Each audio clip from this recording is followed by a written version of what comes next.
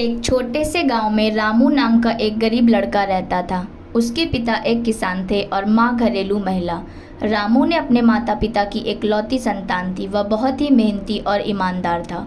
उसके माता पिता ने हमेशा उसे अच्छाई और सच्चाई का पाठ पढ़ाया था।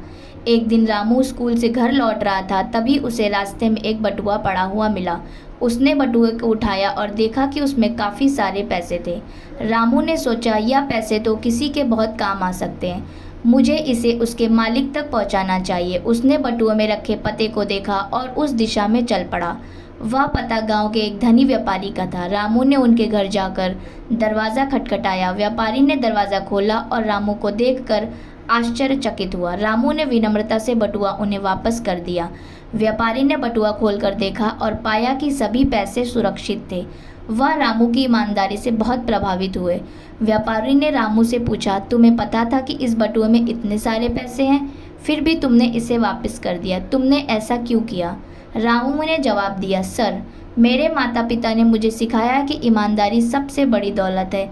यह पैसा मेरा नहीं है, इसलिए मैं इसे आप तक वापस लाया।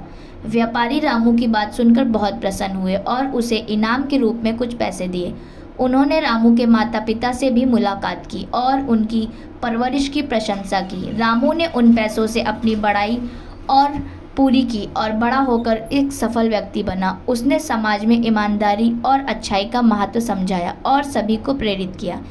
इस कहानी से हमें यह सीखने को मिलता है कि ईमानदारी हमेशा फल देती है और अच्छाई का मार्ग हमेशा सफलता की ओर ले जाता है। रामू की कहानी आज भी गांव में एक मिसाल के रूप में सुनाई जाती है। इस ऐसे ही कहानी जानने के लिए हमारे चैनल को सब्सक्राइब करें और लाइक, कमेंट, शेयर करना ना भूलें।